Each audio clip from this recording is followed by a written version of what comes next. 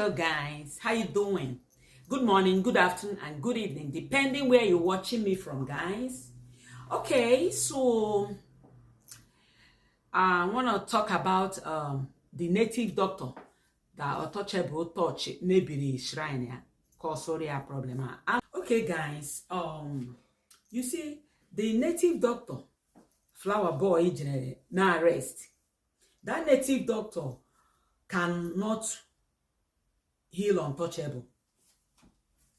Why? Because the native doctor, or what would the real owner of that shrine. And also, take for instance now, if you have a dog and that dog, you don't take care of the dog, you don't give the dog injection, nothing. And every day you just put alabali where you are manual warrior line a black wool on outside, you know. So one day maybe somebody came into your house and that your dog a bite like the person. You can't do anything because you're 50-50. Tatanus. Go and have biological tatanus. Or they survive for ya. Fine. Open they survive, they are fine. All 50-50.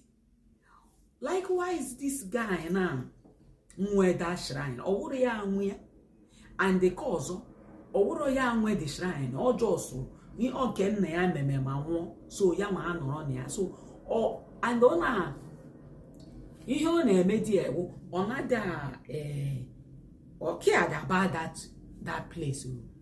Instead of idile eme ihe dị mma ọ na-eme ihe ọjọọ na that place. Ọ na-agba adakpo ụmụ nwanyị.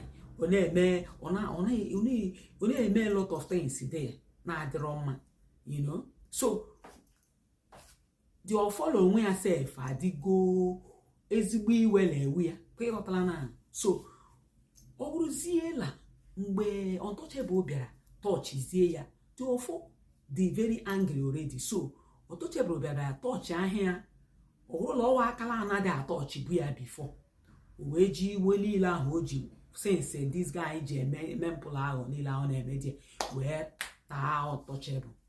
So when we na say na ofo na ata Chineke ị na-asị ofo na ata ifuru aka ya nwa na ọ na-eyimi n'ebe ọ tara ya iche ofo la ata la agba ofo la agba ọ la ịmarọ ihe na-amarọ ikwu ka akụziere ịghọtara na. So ofo na agba ọ na ata so ka emere untouchable ụlọ ọ gbara ya agba ịghọtara na ọ gbara ya agbala aka. So ana ihe chọrọ ịgbat flower boy ọlụ ga-ekwe ya mee ọlụ maka untouchable ka o ji wee jeje tinye that guy na nga ya release ya oles maka ihe ndị ọzọ na-eme ịdakpo ụmụ nwanyị na ịkpa anyị ndị mmadụ ọ na-eme oles ọka ahụ ka ihe eji wee jide ya ebe ahụ ọ wụrụ ke na ọkụ ọ revise ihe o mere untouchable that guy agada revise nwu ya. So, but now, ihe emere untouchable, ihe mere untouchable wo the person ga-emere ya na. So untouchable adigo okay. Ọ digo okay, ihe a na-echezi na awụ ka ọ recover very well, but untouchable adigo okay, untouchable adịrọ okay. So onye ọbụla just no adịla worried again, untouchable adigo mma. So put a small prayer na comment section. That's all. Then wait for untouchable's first video. Ọ ga-apụta soon. Ọ pụtara this week or next week. Chere na ya. Okay.